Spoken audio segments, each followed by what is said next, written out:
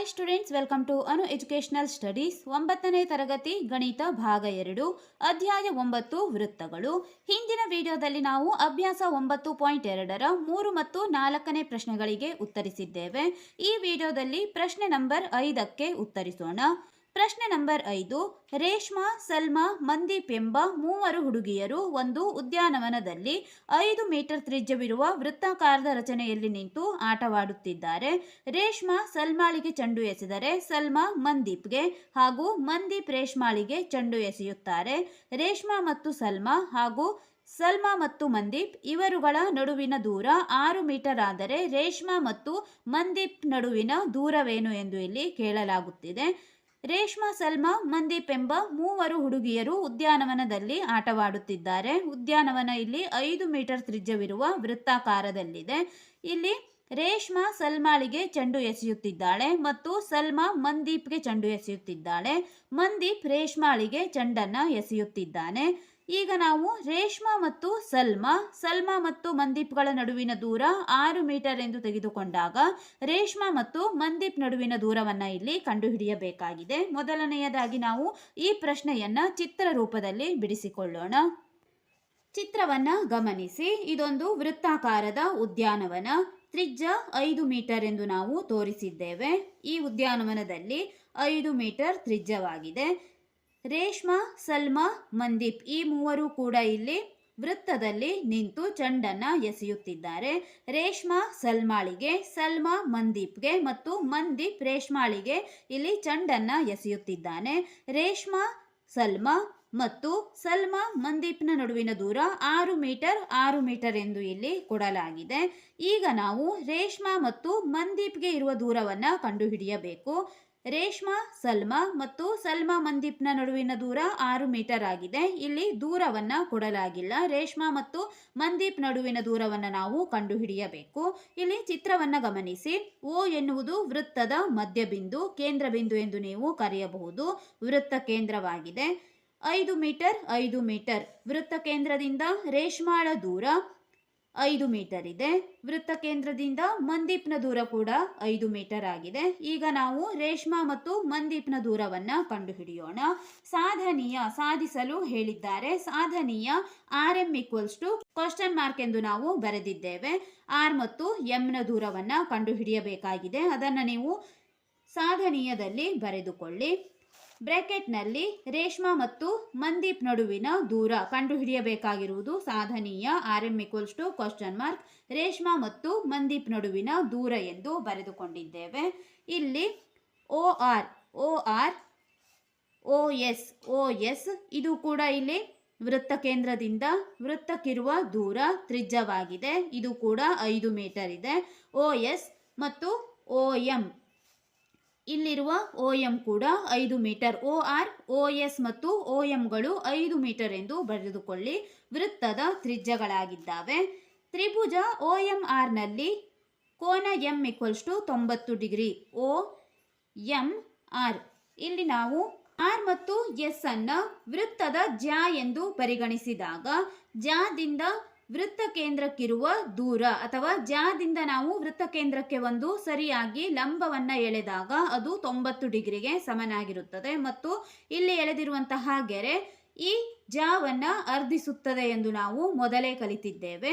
ಈಗ OMR ತ್ರಿಭುಜದಲ್ಲಿ ನಾವು M ಕೋನ 90 ಡಿಗ್ರಿ ಎಂದು ತೆಗೆದುಕೊಳ್ಳೋಣ. OMR ತ್ರಿಭುಜದಲ್ಲಿ M ಕೋನ 90 ಡಿಗ್ರಿ ಆಗಿದೆ. ಬರೆದುಕೊಳ್ಳಿ. ಈ ತ್ರಿಭುಜದಲ್ಲಿ ಇದು ಲಂಬಕೋನ ತ್ರಿಭುಜವಾದ್ದರಿಂದ OR² OM² ಪ್ಲಸ್ MR² ಆಗುತ್ತದೆ. ಇದು ಪೈಥಾಗೋರಸ್ ಪ್ರಮೇಯ. ಬರೆದುಕೊಳ್ಳಿ. ಪೈಥಾಗೋರಸ್ ಪ್ರಮೇಯ. OR² OM² ಪ್ಲಸ್ MR² ಅಥವಾ RM² ಎಂದು ನೀವು ಬರೆಯಬಹುದು. ಅದನ್ನೇ ಇಲ್ಲಿ ಬರೆದಿದ್ದೇವೆ. OR² OM² ಪ್ಲಸ್ RM² ಆಗಿದೆ. ಪೈಥಾಗೋರಸ್ ಪ್ರಮೇಯ ಎಂದು ಬರೆದುಕೊಳ್ಳಬೇಕು. OR ನ ಬೆಲೆ ಇಲ್ಲಿ 5 ಮೀಟರ್ ಇದೆ. 5ರ ಸ್ಕ್ವೇರ್ OM². OM² ನ ಬೆಲೆ ನಮಗೆ ತಿಳಿದಿಲ್ಲ. OM² ಅನ್ನ ಹಾಗೆ ಬರೆದುಕೊಳ್ಳೋಣ. ಇಲ್ಲಿ ಸ್ಮಾಲ್ m ಅನ್ನು ನೀವು ತೆಗೆದುಕೊಳ್ಳಬೇಕು. OM² plus RM². RM² ನ ಬೆಲೆ 6 ಮೀಟರ್ನಲ್ಲಿ ಅರ್ಧ ಭಾಗ ಎಂದರೆ ನಾವು 3 ಎಂದು ತೆಗೆದುಕೊಳ್ಳಬೇಕು. ಏಕೆಂದರೆ ಸಮನಾಗಿ ಈ ಲಂಬ ರೇಖೆ ಅರ್ಧಿಸುತ್ತದೆ. 3 ಮತ್ತು 3 ಸೇರಿ 6 ಆಗುತ್ತದೆ. ಇಲ್ಲಿ mr² ಅನ್ನು 3 ಎಂದು ತೆಗೆದುಕೊಳ್ಳಿ. 3ರ ಸ್ಕ್ವೇರ್ ಆಗಿದೆ. 5 5 25 ಈಕ್ವಲ್ಸ್ ಟು OM² ಹಾಗೆ ಇರಲಿ ಪ್ಲಸ್ 3 3 9. OM² ಅನ್ನು ಹಾಗೆ ಇರಿಸಿ 9ಅನ್ನು ನಾವು ಈಕ್ವಲ್ಸ್ ಟು ಚಿಹ್ನೆಯ ಎಡಬದಿ ಕಳಿಸೋಣ. ಪ್ಲಸ್ ಇರುವುದು ಮೈನಸ್ ಆಗಿದೆ. 25 ಮೈನಸ್ 9 ಈಕ್ವಲ್ಸ್ ಟು OM². 25ರಲ್ಲಿ 9ಅನ್ನು ಕಳೆದಾಗ 16 ಉಳಿಯುತ್ತದೆ. 16 ಈಕ್ವಲ್ಸ್ ಟು OM². ಸ್ಕ್ವೇರ್ ಅನ್ನು ನಾವು ಈಕ್ವಲ್ಸ್ ಟು ಚಿಹ್ನೆಯ ಎಡಬದಿ ತರೋಣ. OM ಹಾಗೆ ಇರಲಿ. OM ಈಕ್ವಲ್ಸ್ ಟು ಸ್ಕ್ವೇರ್ ಇರುವುದು ಈಕ್ವಲ್ಸ್ ಟು ಚಿಹ್ನೆ ಎಡಬದಿ ಬಂದು ರೂಟ್ ಆಗಿದೆ. Root 16 equals to OM. Root 16 ಎಂದರೆ ರೂಟ್ 16ರ ಬೆಲೆ 4 ಆಗಿದೆ. 4 ಎಂದು ಬರೆದುಕೊಳ್ಳಿ. 4 4 16. ಆದ್ದರಿಂದ ರೂಟ್ 16ರ ಬೆಲೆ 4 ಆಗಿದೆ. 4 ಈಕ್ವಲ್ಸ್ ಟು OM. ಇಲ್ಲಿ OMನ ದೂರ, O ಮತ್ತು Mನ ದೂರ 4 ಸೆಂಟಿಮೀಟರ್ ದೊರಕಿದೆ. ಈಗ ನಾವು ಚಿತ್ರದಲ್ಲಿ ಗಮನಿಸಬಹುದು 5 ಸೆಂಟಿಮೀಟರ್ 5 ಸೆಂಟಿಮೀಟರ್ 6 ಸೆಂಟಿಮೀಟರ್ 6 ಸೆಂಟಿಮೀಟರ್ ಈ ರೀತಿ ಇರುವಾಗ ORSM ಇದು ಒಂದು ಪತಂಗ ಚತುರ್ಭುಜವಾಗುತ್ತದೆ. ಪತಂಗ ಚತುರ್ಭುಜ ಅಥವಾ ವಜ್ರಾಕೃತಿ ಎಂದು ಕೂಡ ನೀವು ಕರೆಯಬಹುದು. ಪತಂಗ ಆಗಿದೆ. ಈಗ OS ಮತ್ತು RMಗಳು ಪರಸ್ಪರ ಅರ್ಧಿಸುತ್ತವೆ ಮತ್ತು ಲಂಬವಾಗಿ ಅರ್ಧಿಸುತ್ತವೆ. OS ಮತ್ತು RM ಅನ್ನು ಗಮನಿಸಿ. OS ಮತ್ತು RMಗಳು ಈ ಪತಂಗದ ಕರ್ಣಗಳಾಗಿದ್ದಾವೆ. ಈ ಕರ್ಣಗಳು ಪರಸ್ಪರ ಅರ್ಧಿಸುತ್ತವೆ ಮತ್ತು ಲಂಬವಾಗಿ ಅರ್ಧಿಸುತ್ತದೆ. ಇಲ್ಲಿ ಅರ್ಧಿಸುವಲ್ಲಿ ಛೇದಿಸಿದಾಗ ಉಂಟಾಗುವಂತಹ ಕೋನ ಲಂಬವಾಗಿರುತ್ತದೆ, ಅಂದರೆ 90 ಡಿಗ್ರಿಗೆ ಸಮನಾಗಿರುತ್ತದೆ. OX perpendicular to RM. OX RMಗೆ ಲಂಬವಾಗಿದೆ ಎಂದು ಬರೆದಿದ್ದೇವೆ.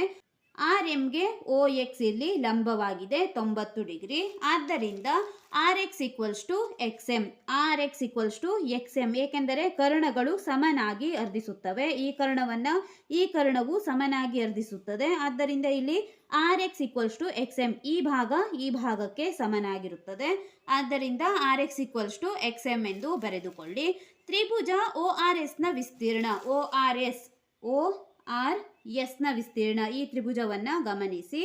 ORSನ ವಿಸ್ತೀರ್ಣ ಈಕ್ವಲ್ಸ್ ಟು ತ್ರಿಭುಜದ ವಿಸ್ತೀರ್ಣದ ಸೂತ್ರ ಅರ್ಧ ಗುಣಿಸು ಪಾದ ಗುಣಿಸು ಎತ್ತರ. ಇಲ್ಲಿ ನೀವು 2 ತ್ರಿಭುಜಗಳನ್ನು ಗಮನಿಸಬಹುದು. ಈ ತ್ರಿಭುಜದಲ್ಲಿ 6 ಮೀಟರ್ Mನಿಂದ ಒಂದು ಲಂಬ, Xನಿಂದ ಒಂದು ಲಂಬವನ್ನು ನೀವು ಗಮನಿಸಬಹುದು. ಅಂದರೆ ಈ ತ್ರಿಭುಜಕ್ಕೆ ಈ ತ್ರಿಭುಜ ಸಮನಾಗುತ್ತದೆ. ಮೊದಲನೆಯದಾಗಿ ನಾವು H ಹೈಟ್ ಅನ್ನು 4 ಸೆಂಟಿಮೀಟರ್ ಎಂದು ತೆಗೆದುಕೊಂಡು ಒಂದು ವಿಸ್ತೀರ್ಣವನ್ನು ಕಂಡುಹಿಡಿಯೋಣ. ನಂತರ Xನಿಂದ ಇಲ್ಲಿ Rಗೆ ಇರುವ ದೂರವನ್ನು ಕಂಡುಹಿಡಿಯಬೇಕಾದರೆ ನಾವು ಇನ್ನೊಂದು ವಿಸ್ತೀರ್ಣವನ್ನು ಉಪಯೋಗಿಸಬೇಕು. ಮೊದಲನೆಯದಾಗಿ H ಇರುವುದನ್ನು 4 ಸೆಂಟಿಮೀಟರ್ ಎಂದು ತೆಗೆದುಕೊಳ್ಳೋಣ. ಅರ್ಧ ಗುಣಿಸು ಪಾದ ಗುಣಿಸು ಎತ್ತರ. ಅರ್ಧ ಗುಣಿಸು ಪಾದ 6 ಮೀಟರ್ ಇದೆ. ಇಲ್ಲಿ ಪಾದ 6 ಮೀಟರ್, ಎತ್ತರ 4 ಮೀಟರ್ ಎಂದು ತೆಗೆದುಕೊಂಡಿದ್ದೇವೆ. ಎತ್ತರ 4 ಮೀಟರ್. ಇಲ್ಲಿ ಇನ್ನೊಮ್ಮೆ ತೆಗೆದುಕೊಳ್ಳುವಾಗ ಅರ್ಧ ಗುಣಿಸು ಪಾದ ಗುಣಿಸು ಎತ್ತರ. ಪಾದ ಇಲ್ಲಿ 5 ಮೀಟರ್ ಆಗಿದೆ. ಈ ಭಾಗದಿಂದ ನಾವು ನೋಡುತ್ತಿದ್ದೇವೆ ತ್ರಿಜ್ಯ 5 ಮೀಟರ್ ಆಗುತ್ತದೆ. ಆದ್ದರಿಂದ ಪಾದ 5 ಮೀಟರ್, ಎತ್ತರ RX. ಈ ಬದಿಯಿಂದ ನಾವು ನೋಡಿದಾಗ ಪಾದ ಎತ್ತರ ಈ ರೀತಿ ಬರುತ್ತದೆ. ಪಾದ 5 ಮೀಟರ್ ಇದೆ, ಎತ್ತರ ನಮಗೆ ತಿಳಿದಿಲ್ಲ, RX ಎಂದು ಹಾಗೆ ತೆಗೆದುಕೊಳ್ಳೋಣ. 5 ಎತ್ತರ RX ಆಗಿದೆ. ಇನ್ನೊಮ್ಮೆ ಗಮನಿಸಿ. ಇಲ್ಲಿ ಮೊದಲನೆಯದಾಗಿ ನಾವು ಈ ತ್ರಿಭುಜದಲ್ಲಿ ಈ ಎತ್ತರವನ್ನು ತೆಗೆದುಕೊಂಡು ವಿಸ್ತೀರ್ಣದ ಸೂತ್ರವನ್ನು ಉಪಯೋಗಿಸಿದ್ದೇವೆ. ನಂತರ ಈಕ್ವಲ್ಸ್ ಟು ಚಿಹ್ನೆ ಹಾಕಿ ಈ ರೀತಿಯಾಗಿ ತ್ರಿಭುಜವನ್ನು ತೆಗೆದುಕೊಂಡು ಪಾದ 5 ಮೀಟರ್ ಮತ್ತು ಎತ್ತರ ತಿಳಿದಿಲ್ಲ RX ಎಂದು ಇಟ್ಟಿದ್ದೇವೆ. ಈಗ ಲೆಕ್ಕ ಮುಂದುವರೆಸೋಣ. ಅರ್ಧ ಅರ್ಧ ಕ್ಯಾನ್ಸಲ್ ಆಗುತ್ತದೆ. ಇಲ್ಲಿ 6 4 24, 5 ಗುಣಿಸು 6x ಉಳಿದಿದೆ, 5 ಗುಣಿಸು 6x. ಇಲ್ಲಿ ಅರ್ಧ ಅರ್ಧವನ್ನು ಕ್ಯಾನ್ಸಲ್ ಮಾಡಿದ್ದೇವೆ. 5 RX ಅನ್ನು ಹಾಗೆ ಇರಿಸಿ 5ಅನ್ನು ನಾವು 24ಕ್ಕೆ ಭಾಗಿಸಬೇಕು. 5 ಇಲ್ಲಿ ಗುಣಿಸಿರುವುದರಿಂದ ಈಕ್ವಲ್ಸ್ ಟು ಚಿಹ್ನೆಯ ಎಡಬದಿ ಬಂದು ಭಾಗಿಸಿದೆ. 24/5 ಈಕ್ವಲ್ಸ್ ಟು RX.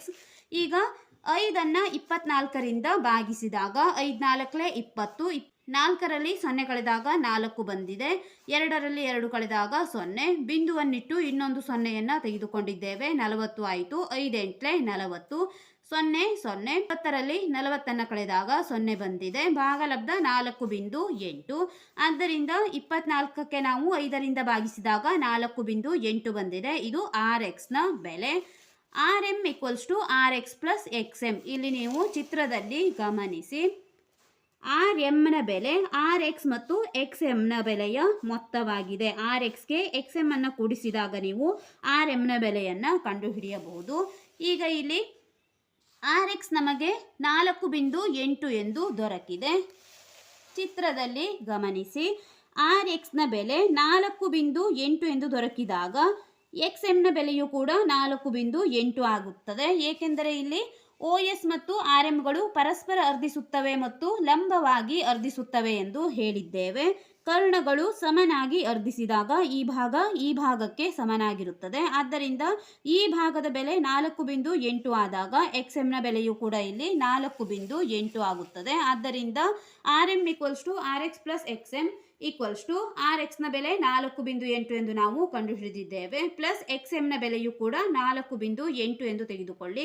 4.8ಕ್ಕೆ 4.8 ಕೂಡಿಸಿದಾಗ 4.8 + 4.8, 8ಕ್ಕೆ 8 ಕೂಡಿಸಿದಾಗ 8 + 8 16, ಬಿಂದುಗೆ ಬಿಂದು 4 + 4 8, 8 + 1 9, 9.6 ಬಂದಿದೆ. 4.8 + 4.8 9.6 ಮೀಟರ್. ಇದು RMನ ಉದ್ದ. ಇಲ್ಲಿ ನಾವು RMನ ಉದ್ದವನ್ನು ಕಂಡುಹಿಡಿಯಬೇಕಾಗಿತ್ತು. ರೇಷ್ಮಾ ಮತ್ತು ಮನ್ದೀಪ್ನ ನಡುವಿನ ದೂರ 9.6 ಆಗಿದೆ. ಸಾಧನೀಯ RM ಅನ್ನು ನಾವು ಕಂಡುಹಿಡಿಯಬೇಕಾಗಿತ್ತು. ಕೊನೆಯಲ್ಲಿ ಈಗ ನಾವು RMನ ಬೆಲೆಯನ್ನು ಕಂಡುಹಿಡಿದಿದ್ದೇವೆ. ಕೊನೆಯದಾಗಿ ಹೇಳಿಕೆಯನ್ನು ಬರೆಯಿರಿ. ಆದ್ದರಿಂದ ರೇಷ್ಮಾ ಮತ್ತು ಮನ್ದೀಪ್ನ ನಡುವಿನ ದೂರ =